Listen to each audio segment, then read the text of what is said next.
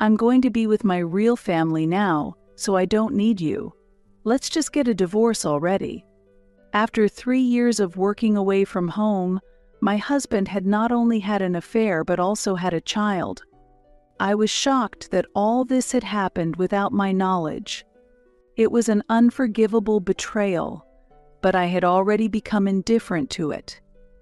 "Dad, you don't know anything about Mom," my daughter said, marking the beginning of our new life. There was no longer any place for my husband in it. He got what he deserved, so he might as well suffer. "My name is Cecile Wood.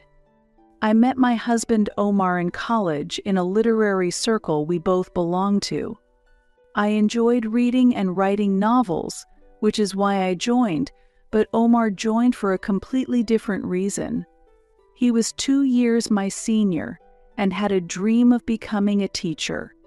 Originally, he was poor at interpreting novels and stories, and he joined the circle to acquire the skills necessary to become a teacher. His first love was a female teacher at the time, who was beautiful and easily recognized due to her beauty mark. At first, he had a female teacher he admired and said his ideal was to become a teacher like her. However, when I delved a little deeper into the conversation, Omar admitted that the teacher was his first love. "You often hear stories about first loves being a teacher when you were a child, right?" he said, smiling shyly, which I fondly remember. As for myself, I once harbored a dream of becoming a novelist. However, seeing my friends in the literary department trying and, despite being more talented than me, failing in the end, I gave up on pursuing it thinking it was impossible for me. In contrast, I was gradually drawn to Omar, who continued to strive straight towards his dream. It didn't take long for our friendship within the circle to develop into a romantic relationship. We spent 4 years of college life together, and Omar successfully completed his education program while dating me. He was supposed to realize his dream by getting his teaching license right after graduation, but was hindered by the barriers of the teacher employment examination. Although generally, there has recently been a decline in the demand for teachers, in our area, many people aspire to become teachers, and Omar had been unable to pass the exam for several years. Unable to secure a teaching position, he gradually started to panic about being unemployed. In the meantime, he chose to work temporarily as a tutor at a public tutoring center. This center is a non-profit educational institution operated by the local government, established to support children who cannot afford private tutoring due to financial reasons. Omar applied here, hoping that the experience would help him realize his dream. It seems the tutoring center was eager for someone with his educational background. Eventually, Omar became a tutor at the public center, but his true desire was to secure a position as a teacher. Having witnessed his efforts and struggles up close, I sincerely wanted to support him in realizing his dream. When I expressed my feelings, he proposed to me. He had been considering marrying me for a while, but hesitated to propose due to his unsatisfactory situation. Hearing my feelings, he felt that we could build a future together and decided to commit. "Cecile, I might put you through a lot in the future, but I still want us to support each other and be happy. Will you walk through life with me?" Struck by his sincere gaze, I nodded emphatically to his words without hesitation. Soon after, we got married. Our married life was blissful. After I quit the publishing company where I had been working, I became a full-time housewife and supported him in pursuing his dream with all my might. During that time, I found a work-from-home job through company connections, which helped with our finances. Meanwhile, Omar continued to work as a tutor at the public center while also striving to become a teacher. With the birth of our daughter Jewel, we grew even more respectful and supportive of each other. Jewel became a presence that further strengthened the bonds of our family. However, as years passed without him passing the exams, Omar reconsidered his thoughts. Being a tutor at a public tutoring center is also a way of being a respectable teacher, isn't it? Why was I so fixated on being a school teacher? Yes, I think that's a good idea. It is true that the children Omar taught improved their grades, and they admired him as a teacher. Therefore, I didn't think his decision was a mistake, and it shouldn't be a problem to see it as one dream realized. Thus, he was satisfied that he had achieved his dream, albeit as a tutor, and he regarded it as his lifelong career. Looking back, however, I feel that this decision significantly changed Omar. Initially, there was no noticeable change, but as time went by, his formerly serious lifestyle began to change. This could be due to the discontinuation of the effort he had been making to become a teacher. Or perhaps it was a result of being released from long-term tension. There was also the possibility of frustration from giving up on the path to becoming a teacher. In any case, the exact cause was unclear, but his behavior became erratic. Omar, who once drank very little, began to get drunk at home frequently. Furthermore, Omar, who never used to come home late, began to return late at night more often and stopped explaining why.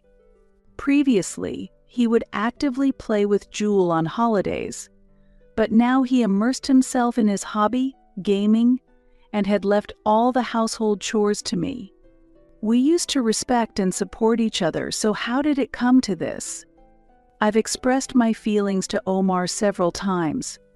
At first, he showed effort to improve, but as time went on, he began to justify himself and became defiant. I'm the head of this household, so I can do whatever I want. You should respect me more. But Omar, didn't we say we would support each other and live together? Did I really say that? What? Shocked by his nonchalant response, I took another look at him. The gaze that once looked straight at me was gone, and even during our conversations, his eyes wandered and he was distracted. The physique Omar was careful to maintain, so as not to embarrass his students, had become neglected and out of shape. The version of him that used to talk to me about his dreams was almost completely gone now. The Omar, who was once a good husband and father to Jewel and me, was no longer here. He showed no intention of helping even when carrying heavy loads, and had lost all interest in Jewel's educational path. Cecile, you give me orders so easily, but I earn more than you, so stop it. Every time I asked him for something, he deflected the conversation like that.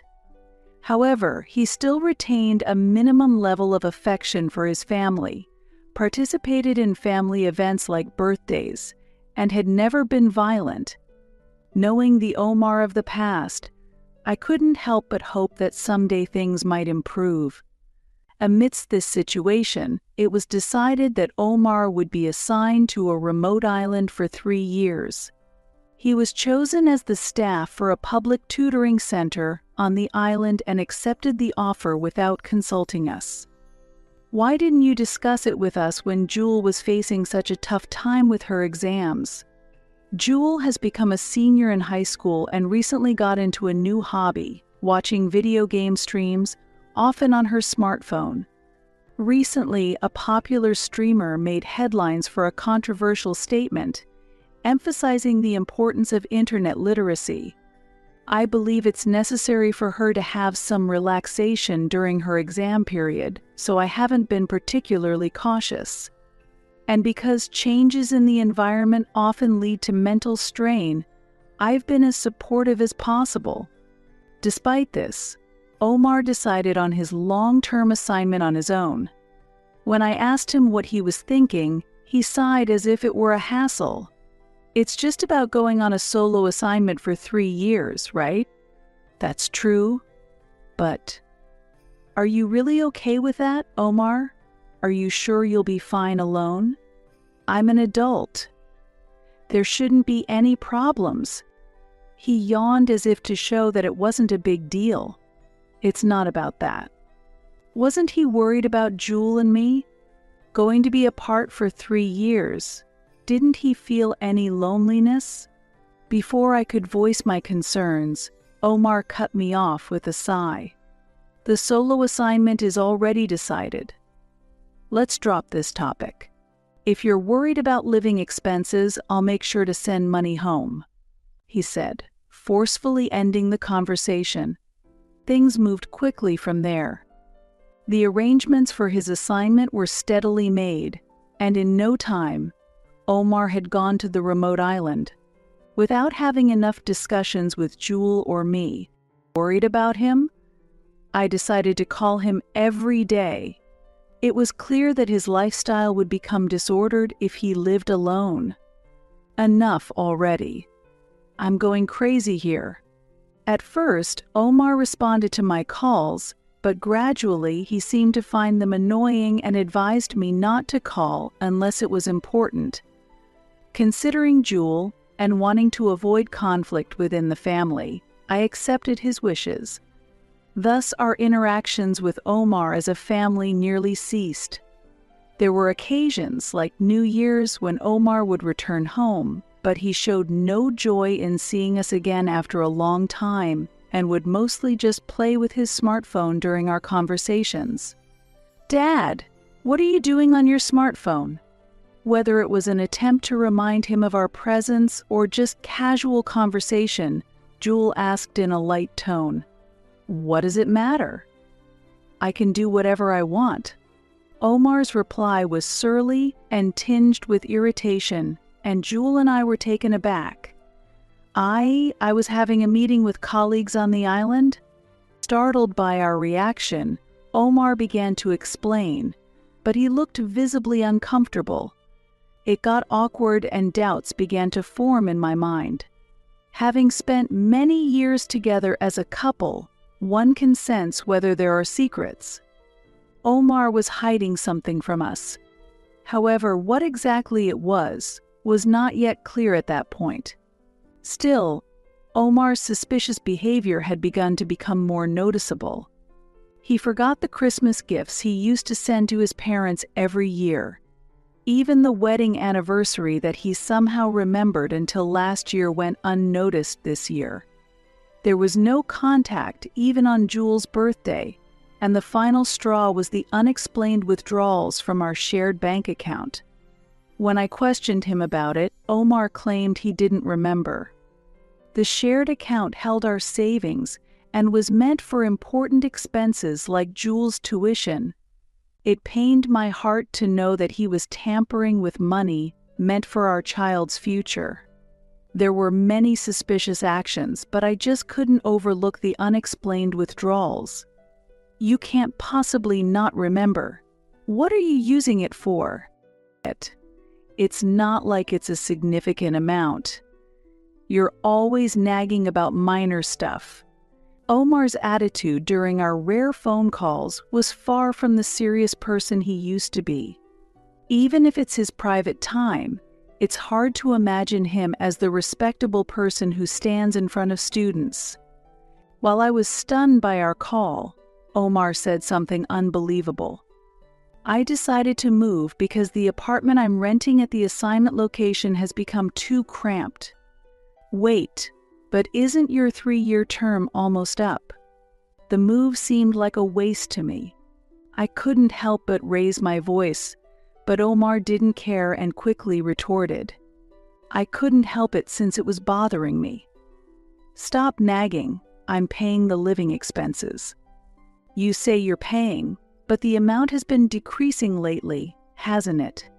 Since around New Year's, the amount transferred as living expenses has been a few $100s less each time." Despite this, Omar had been withdrawing large amounts for his move. It would be odd not to say anything about this.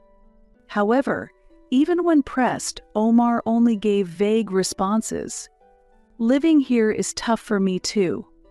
You're always complaining even though I'm the one providing." You say providing, but..." "Enough. I don't want to hear any complaints. I told you before, stop telling me what to do unless you can earn more than me. Isn't that embarrassing for you?" Omar interrupted me and yelled, then unilaterally hung up the phone. After that, there was no further contact from Omar, and my attempts to reach him were completely ignored with no response. In this state, the 3-year assignment period came to an end. Although his solo assignment should have been over, there was no contact about Omar's belongings being sent back, and we had no idea what he planned to do next. I tried to get information from the public tutoring center, but due to strict confidentiality, I couldn't obtain any. One day, suddenly, our doorbell rang. Since it was a holiday and Jewel was also home, we looked at each other and rushed to the entrance. "Ah, it's been a while." The person at the door was undoubtedly Omar, but he was not alone. Next to him stood a woman I didn't recognize. She appeared to be in her mid-20s, a beautiful woman with a distinctive mole under one of her eyes. Ah. Jewel looked pensive seeing the woman. Could she be an acquaintance of hers? The woman was holding a baby about 1-year-old who was quietly sleeping. For now, I decided to think about her later and focused on Omar's first words. It wasn't, "I'm home," but rather, "It's been a while, I think." As I was perplexed by what was going on, the woman greeted us lightly. However, with that kind of smile, her expression seemed somewhat condescending. "Madam, nice to meet you. I am Tana Brooks." Nice to meet you. I'm Cecile Wood." After stating my name, Omar couldn't suppress his laughter. Did I say something wrong?" As I asked in confusion, Omar answered with an unpleasant smirk. "Just thinking that today might be the last day you can use that last name made me laugh." "Haha, my apologies.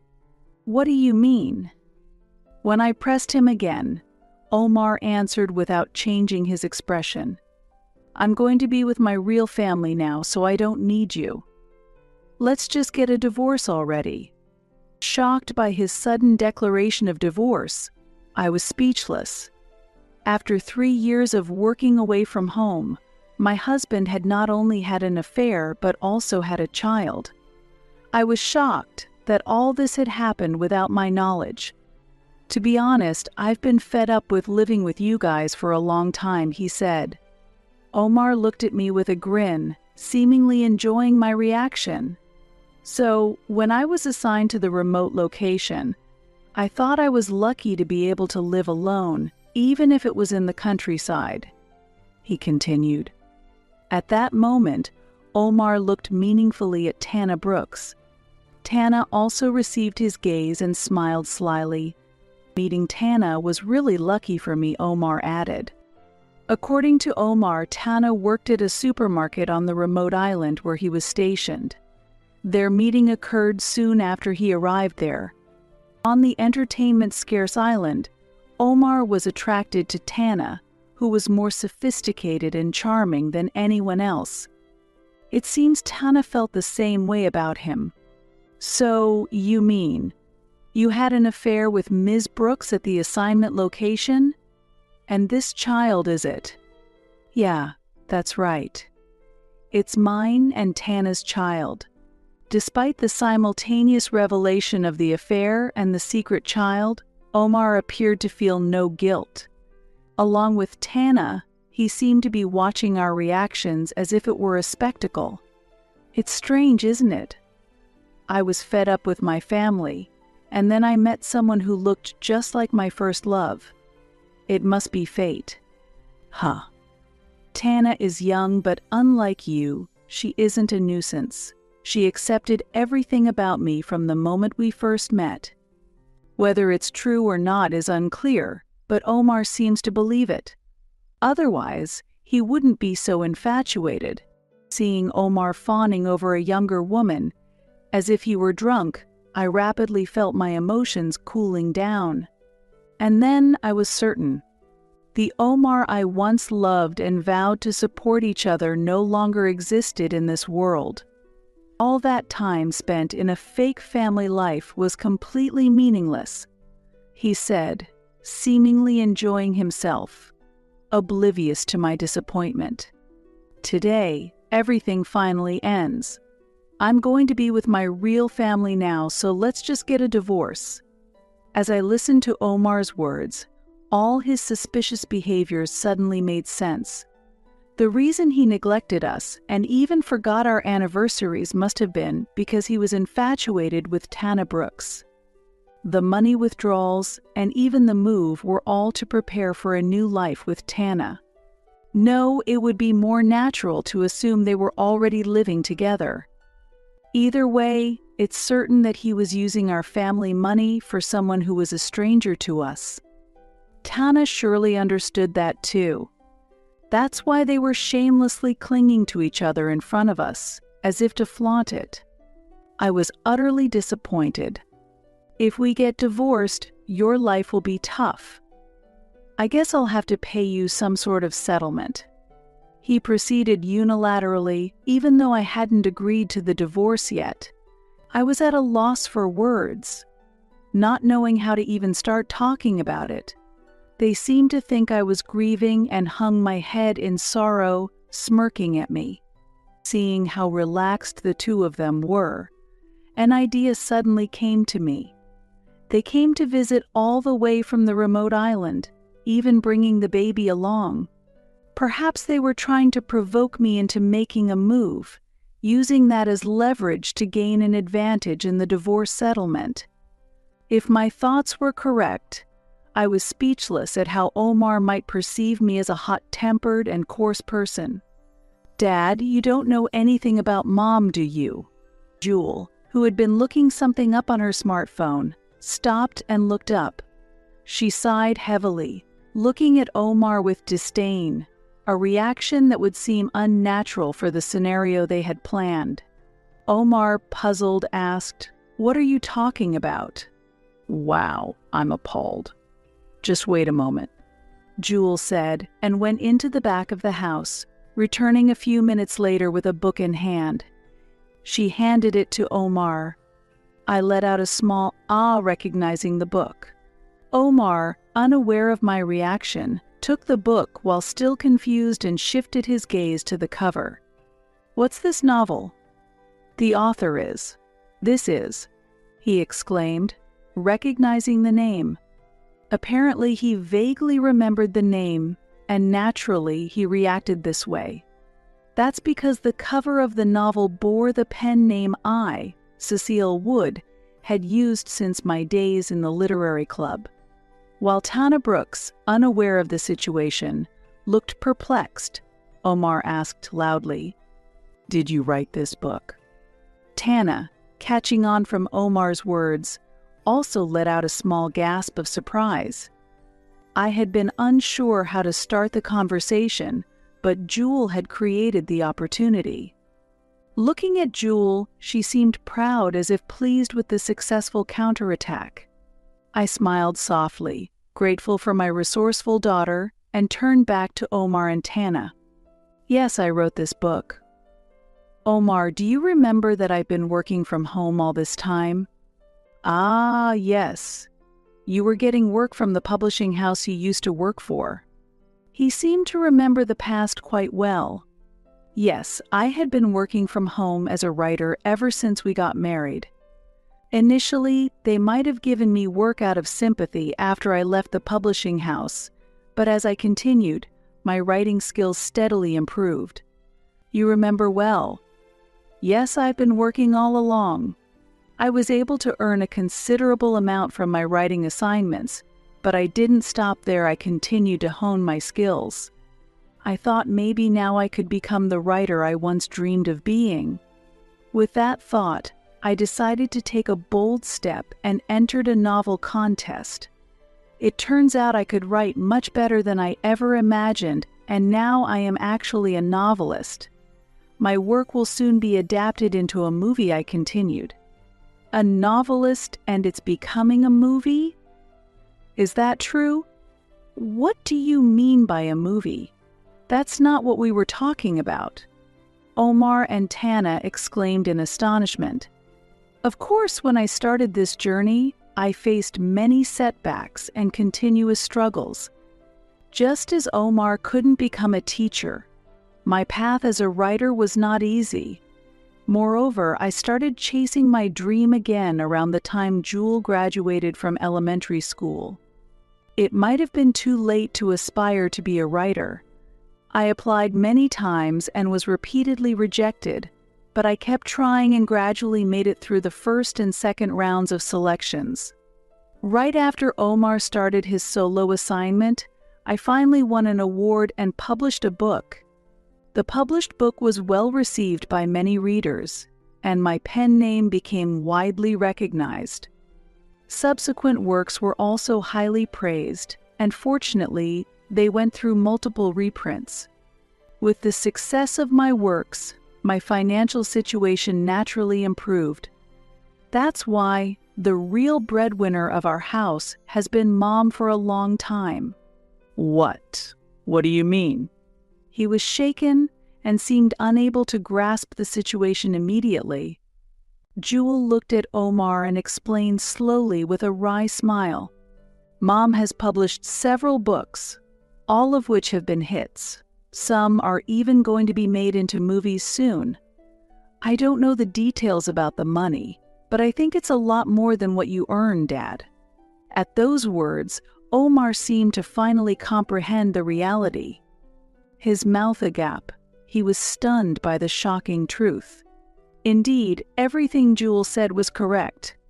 I might have been inferior in my first year as a writer, but from the next year onwards, I clearly surpassed Omar's annual income. That's because I never had to touch the money Omar sent from his second year onwards. In short, his pride in supporting us was a foolish misconception born from neglecting his family. That's why there's no need to worry about our finances. So, I said, looking towards Jewel, Mom, it's okay. Don't worry about me. I don't want a family with someone who does such nonsensical and disgusting things either. Jewel seemed to understand what I was about to say and added her words. I'm glad you're here. Thank you, Jewel. So shall we go through with the divorce then? I was a bit surprised at how easily I could make that decision, but I quickly came to terms with it. I realized that the existence of my husband, Omar Wood, had completely vanished from my mind. Honestly, I could have made this decision when I became fully established as a novelist. The affair and secret child were only confirmed today, but as a wife, I had vaguely sensed it. I could have hired a detective agency at that point and made a decision based on their findings. However, I didn't do that because Jewel's exams were approaching and part of me still wanted to believe in Omar. But now, having heard reassuring words from Jewel, and knowing my feelings were already shattered by Omar himself, there was no reason to hesitate any longer. Of course, let's do that. Jewel nodded strongly, supporting my decision. That's how it is. Let's divorce as you wish, I told Omar with a smile. Omar was flustered and at a loss for words by the unexpected development. In the midst of this, then shouldn't you, madam, be the one to pay the settlement? Suddenly interjected Tana Brooks. What? Really? The statement was so lacking in common sense that not only Jewel and I, but even Omar showed expressions of astonishment. Ignoring the atmosphere around her, Tana continued to assert her demands. As a novelist, you must have a considerable income. Therefore, please pay compensation for the emotional distress Omar has suffered. That's right. There's some truth to that. Omar agreed with Tana's demands. Faced with their absurd and unbelievable statements, Jewel and I could only look on in dismay. Meanwhile, they continued their argument. How could you not feel ashamed for hiding such important things from me, the head of the family? I am hurt. Pay me compensation. This liar. Exactly as Omar says. Please pay the compensation. Tana supported him. No, I haven't lied, and in fact, it was you who were hiding things. Besides, I tried to talk about it several times, but you didn't even try to listen. I countered. I had tried several times to talk to Omar about my dream of becoming a novelist and the fact that my dream had come true. However, he dismissed it as trivial or misunderstood my talks as mere nagging, never really listening seriously. Still, if Omar had shown interest in my dreams, I was always ready to discuss them. But he completely ignored and dismissed my feelings and words. And gradually, I gave up on the idea of discussing them with Omar. Shut up. You've been deceiving me and trying to monopolize the money for yourself. Omar raised his voice. I was fed up and tired of his selfish, childlike arguments. As I was wondering how to wrap up the conversation and thinking about how to resolve it, Jewel spoke up. Dad. It seemed she was hesitant about how to address Omar, perhaps because she had refused to consider him as part of the family. If you say you're being deceived, isn't it actually Tana that's deceiving you, Dad? What are you suddenly talking about? Right, Ms. Tana. Or should I say, Ms. Sugar? Ignoring Omar, who didn't understand, Jewel addressed Tana with that name. I was unaware of the name Sugar, but it clearly held significant meaning for Tana, as her face turned pale immediately upon hearing it. Jewel, can you explain what this means? I asked, and Jewel began to explain. Mom, you know I like game streaming, right? It was just before Dad went on his solo assignment. There was a minor scandal in that community. According to Jewel, about 3 years ago, a popular female game streamer among men and a popular male game streamer among women were rumored to be dating. Initially, both denied the rumors, so it didn't lead to a major controversy. However, rumors of the male streamer dating another female streamer emerged, changing the situation drastically. The female streamer who caused the scandal claimed she had been cheated on. Flipping her initial stance of denial, she revealed that she was still dating the male streamer and was now pregnant. This worsened the situation, and the parties involved insisted they were not at fault. The exchange of accusations continued, and especially the female streamer who first caused the scandal became emotional, making statements that turned all her fans against her, leading to a major scandal. As a result, her past inappropriate comments and failures were exposed online, significantly damaging her popularity as a streamer, and she vanished from the internet scene as if fleeing. That vanished streamer was the person known as Sugar. I recalled that Jewel had talked about the scandal back then. At the time, she was discussing the importance of internet literacy, so she didn't mention the specific streamer's name.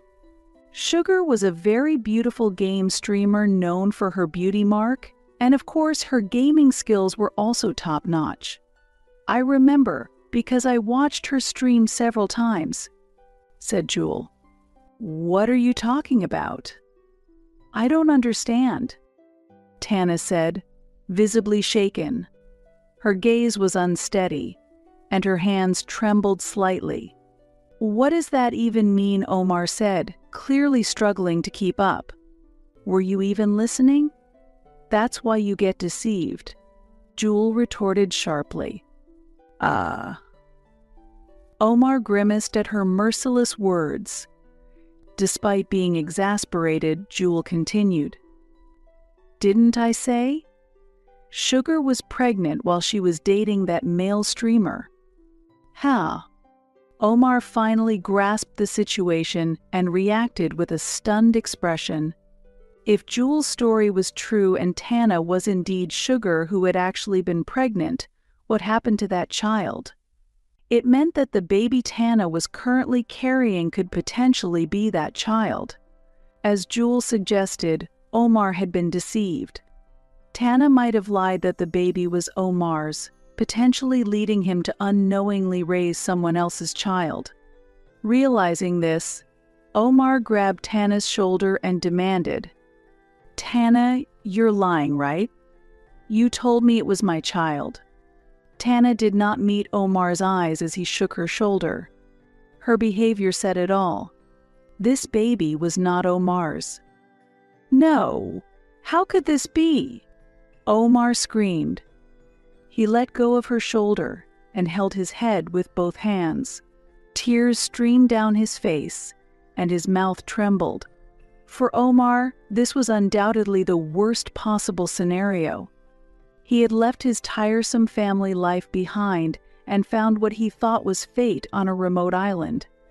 He had poured his love into a beautiful woman who reminded him of his first love, and he had been actively caring for what he believed was their precious child, just likely supporting them just as he had once done for Jewel when she was young. Now, after 3 years of solo assignment, he was trying to start everything anew as a family. However, the very foundation of raising a beloved child together with her turned out to be a lie. The despair that followed is unimaginable. If it were me from over 10 years ago, I might have rushed to comfort Omar. But now I no longer hold such feelings for him. I might feel a bit of pity for him, but that's all. "I'm so sorry, really sorry." Crying out like a scream, Tana sat down on the ground. "Don't mess around with me. I even moved to start a new life with you guys using my salary. That's why I'm apologizing." Tana retorted in a sulky manner. "What did you say?" Omar shouted angrily, revealing his anger. And finally, the baby Tana was holding woke up. It was almost surprising that the baby had been asleep until now, and it began to cry as it looked around. "You old geezer, you made the baby cry." Tana glared at Omar. "What? Old geezer?" It was probably the first time Tana had ever thrown such words at him. Omar was stunned by this new nickname. But considering the age difference, to Tana, he indeed was an old geezer.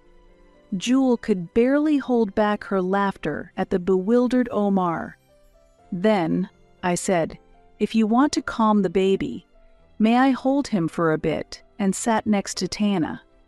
"Ah, yes." I gently took the baby from Tana, cradled him softly, and rocked him slowly from side to side. It seems my past experience with childcare was still useful. The baby gradually stopped crying and eventually showed us a calm smile. Witnessing this, Tana and Omar were left speechless, as if their venom had been drained. In the now quiet space, I continued in a calm voice. "You were acting all high and mighty just now, but aren't you being ridiculous too, Omar? What do you mean by neglecting Jewel and me like this?" That was, well, yes, it was a momentary lapse of judgment. Omar almost raised his voice again, but Jewel admonished him by saying, "Dad." Then she put her index finger to her lips and motioned for silence. Perhaps not wanting to upset the child any further, Omar continued in a subdued voice. "The real family for me are only you two, Cecile and Jewel. I was deceived by her. Please forgive me. I beg you," he pleaded. Had it not been for his earlier actions, his words might have sounded touching. However, the fact that they had belittled and insulted us could not be erased. "Unfortunately, we can no longer consider you family. Today's events were decisive, but I couldn't ignore everything that had built up until now. I was certain that the rift between us and Omar could not be mended. Well then, I'll be proceeding with the divorce. Please prepare to settle the property division properly. And, Tana. I stated this with an emotionless demeanor that brooked no argument. Yes. Like Omar, her face had turned pale. I could guess that she wouldn't have the means to pay for the property settlement. She likely approached Omar with the intention of financial support for child raising and living expenses. So I leaned closer to her, whispering softly enough so Omar couldn't hear. You don't want to pay the compensation for deceiving us, do you? At this question, she teared up and nodded vigorously. If you help me gather evidence of your affair with Omar, I might consider reducing the compensation for you. If Omar resists in the upcoming discussions, the divorce might not proceed smoothly.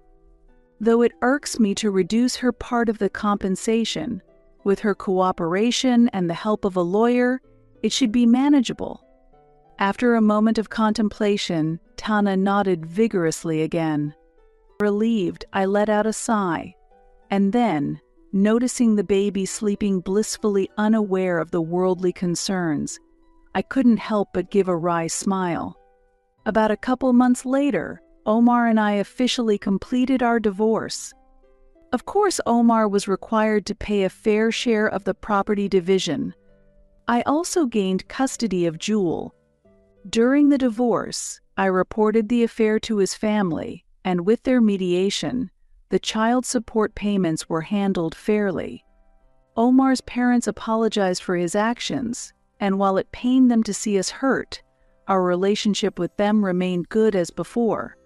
Although Omar readily accepted the divorce and property division, he persistently pleaded to start over with us again.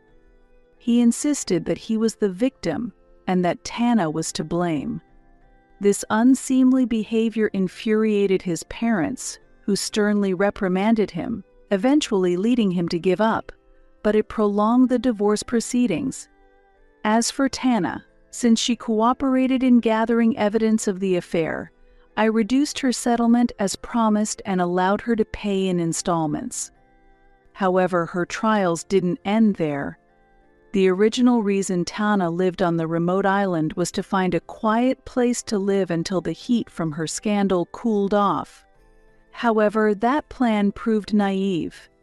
It's unclear whether someone among the islanders recognized her as Sugar or if someone traced her steps, but that information spread online. As a result, some on the internet suggested causing her harm. Tana was forced to leave the island and has since been moving from place to place. Omar, who had planned to marry Tana and continue teaching on the island, saw his social standing deteriorate as the facts about the divorce spread from his workplace. Though teachers are sometimes regarded as moral figures, lecturers are also expected to guide others. Being involved in an affair as a teacher brought widespread condemnation, and Omar could not endure the pressure, ultimately deciding to leave the field of education.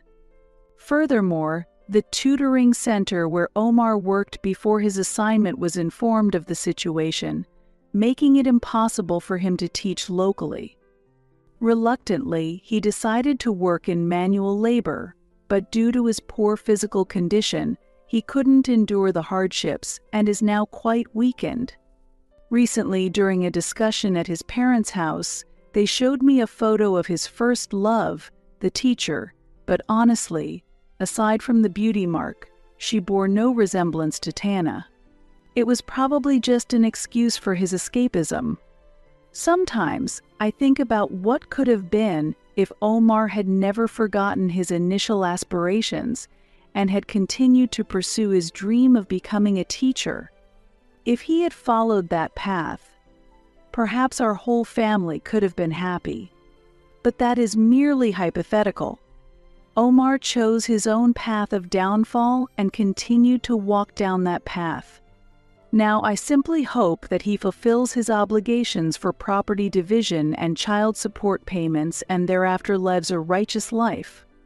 As for myself, I am enjoying successful days as a novelist.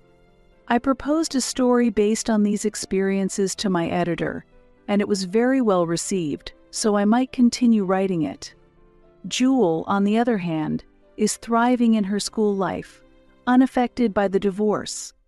Initially, I was concerned that it might impact her somehow, but it appears that there was no need to worry as she seems unaffected.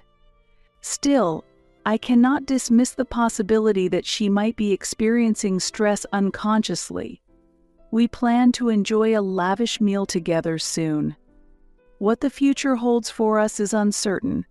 However, as a mother, I have vowed to ensure that Jewel and I live happily together.